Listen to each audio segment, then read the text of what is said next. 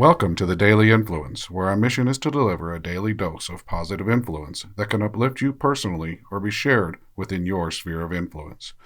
While not every episode may directly apply to your unique circumstances, we strive to provide insights and inspiration relevant to most people's daily, weekly, and monthly lives.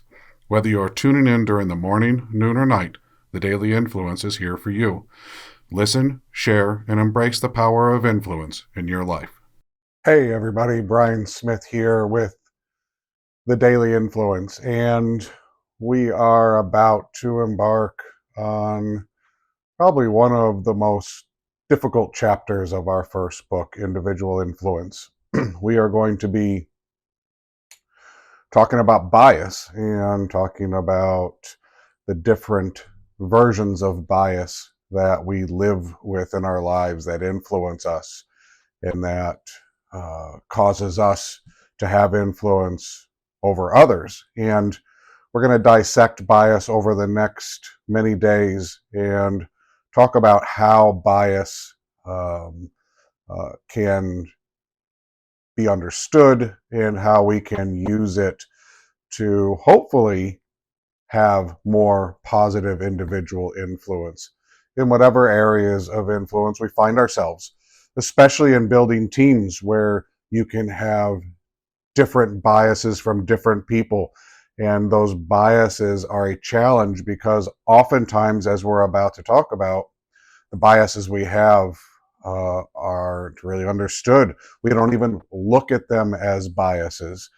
We take them for granted as truth or as what is. And that can be very difficult for us as humans because we don't like to be challenged. I'm going to use some reference for this one, so please bear with me, and let's get started. First, Robertson Davies says, "The eyes see only what the mind is prepared to comprehend." And bias is a lot like that. As we get in our own minds and we live our days and we go into that comfortable focus and we react to things, oftentimes how we react is a result of our biases. And those biases really come in three ways. Well, let's talk about what bias is first. We accept our bias, our judgments, if you will, and that's really kind of what they are. They are judgments, as if they're objective thoughts, because they are so deeply rooted in us. They're part of who we are. They can come from our upbringing. They can come from our surroundings. They can come from the people that we hang out with, from our families, from our friends, from where we work, from our governments, from our neighborhoods. Biases come from so many different places, and over time, they evolve and they become very deeply rooted.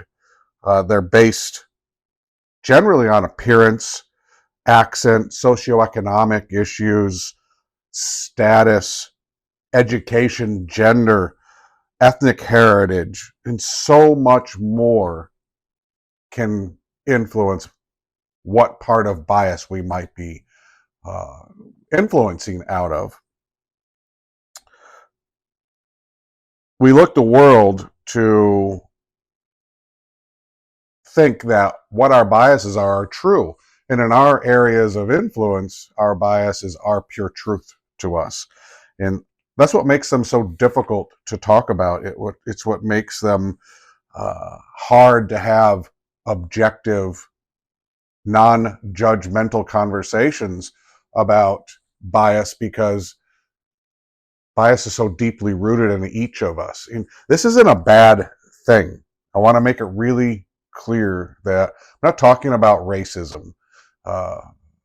Bias is not racism. Racism is a conscious choice to be a bigot. And bias is just our tendency to like things or to have opinions of things that are more deeply rooted.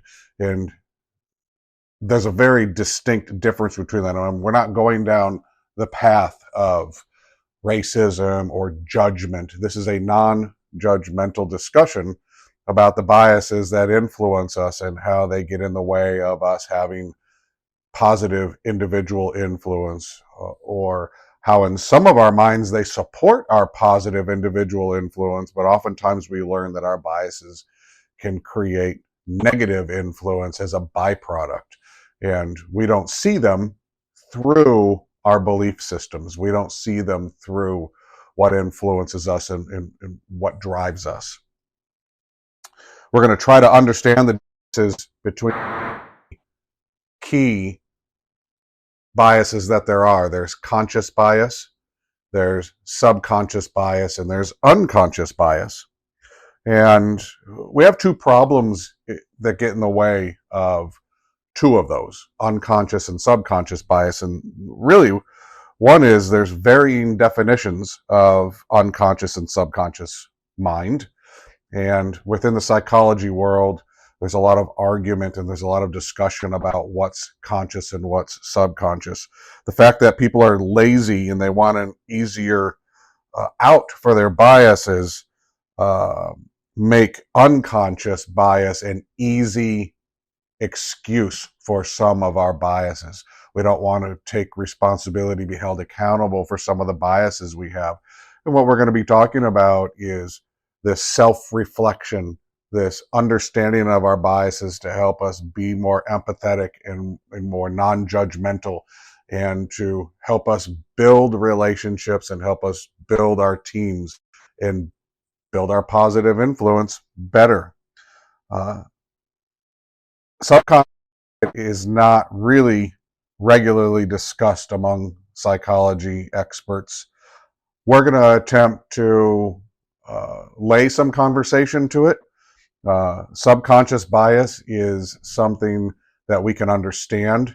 It's something that we can look at through self-reflection. It's something that we can put our finger on. It's something that can help us to understand a little bit more about us individually and also collectively within the areas of influence that we have. So in psychology, these three minds, conscious, subconscious, and unconscious, are what drive our biases. The conscious mind obviously is the most familiar to us because we understand it. We are conscious of what we're doing. It's choice. It's being in the present. It's understanding what we do. And even if we go for excuses or justification, we do it in a conscious way. So the conscious mind's easy for all of us to understand.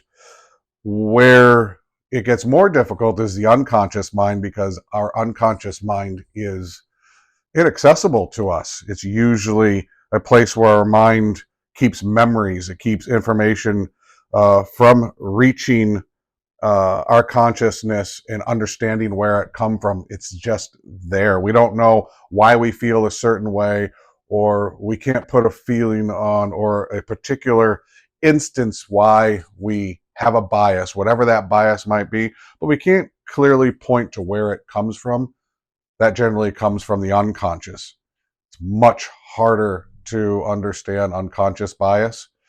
It's much harder to change unconscious bias because we don't understand where it comes from. The subconscious bias comes from experience. It's accessible because we can pinpoint where we might have a bias. In my past, I used to have a bias towards a certain type of people because I was stabbed by one. And that bias was from fear. I had to work through that bias as I went through the military. And as I was commingled with different cultures and commingled with different people, and overcome the bias I had that I could clearly pinpoint came from being stabbed. And that was an unjustified bias. I shouldn't have had a bias towards an entire group of people just because one person did that to me. And that's how biases are formed in the subconscious way, through experiences. And you can ask yourself questions about your biases. You can help to understand them. You can face them, and you can help to not just control them, but to influence them so that they don't hold you back, so that they don't get in the way of your potential opportunity, your potential positive influence. When you can identify your feelings of bias and where they stem from, you can have much more control over your influence, which is what our series really is about. It's about having control, having taking responsibility for your influence and being responsible, even for your biases. We're not saying that it's bad or good to have biases or not have biases. What we're saying is that you should understand them and that you should work with them. Uh, the differences between all of these biases really aren't being discussed. And our path over the next few days is to discuss them, pull them out, talk about how they influence us, talk about what we can do with them. It's a natural part of the brain, bias is. It's part of your evolutionary programming. It was originally meant to keep you safe and to protect you in times of danger, in times when you could be harmed, both mentally and physically. So our biases have evolved and they're deeply, deeply rooted in our minds. And that's why the differences between unconscious, conscious, and subconscious bias are so important to understand. Um, we don't likely or easily identify subconscious in a present moment when it happens. When bias influences us and we act on that bias, we don't usually identify it as a bias. We identify it as part of the present moment that is happening at that time. It isn't until after something happens, maybe how we react towards a person or towards a group of people or towards a company, or towards a political party, a man or a woman, or whatever your bias might be that is getting in the way.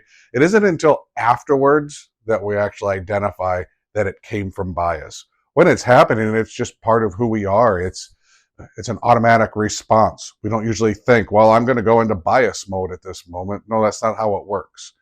And we can all understand that. It's just part of our mental DNA, and biases can be changed when we understand them and where they come from.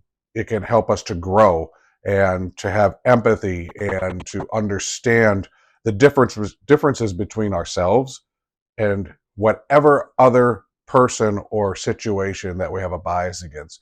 And once that understanding begins to happen, communication can happen and progress can happen. And that's where positive influence comes from. To combat our biases and to have better control of them, we have to become aware of them. It takes time, it takes courage, it takes patience, it takes acceptance of yourself and the fact that we have biases. Be non-judgmental about those biases. Uh, our goal is to understand them and to work with them. Our goal isn't to force you to get rid of biases. It isn't to force you to change or to agree with things that you differ with. It's just so that you can have a more positive, influential engagement with others. And hopefully they too are having a more positive, influential engagement with you. If we are doing this across all aspects of our influence, then we're touching the lives of both sides of bias. And we're touching the lives of all sides of bias, from unconscious, subconscious, and conscious bias. And we are opening the opportunity for positive influence. We are opening the opportunity for individual influence to be positively done and to move us forward as humans and as a society here, and where we hope that our influence is taken and used for positive ways. We are going to dive much deeper into bias and the differences in how we apply unconscious, subconscious, and conscious bias. But our takeaways today, just to start us off, is bias is a natural part of the brain. It's part of our evolutionary programming, and it was done to keep us safe. In psychology, there are three parts of the mind: conscious, subconscious, and unconscious. Conscious is our current awareness, our thoughts, our actions.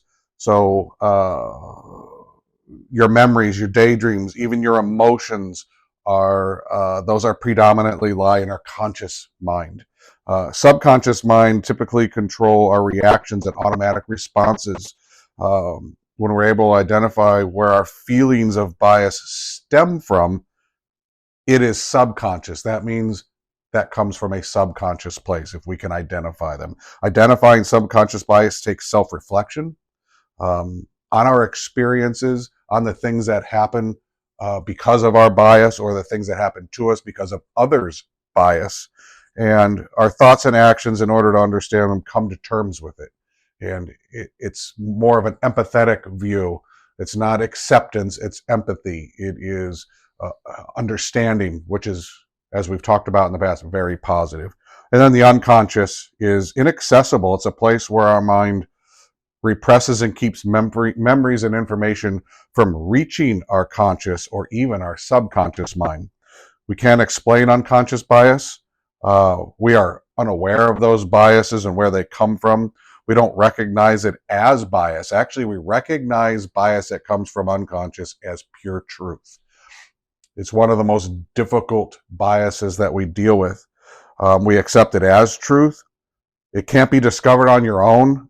It's usually based on instincts, and we don't usually naturally question our instincts. Unconscious bias can be bred from generations of repression or generations of issues in certain groups of people. And when we understand those biases as we see them and why people feel the way they do, we can better have empathy and maybe better have good conversations for positive individual influence to help move us forward. I know it's a difficult topic. I know that we have a lot to unpack with bias and how biases influence us as humans, and also how it influences us in our team environments and in our companies and what we're doing. And I hope you'll join us next week as we start working deeper into bias, unconscious, subconscious, and conscious bias, and how we can best use it and understand it to better influence our lives. I hope you have a great weekend, and we'll talk to you again on Monday. Have a good day.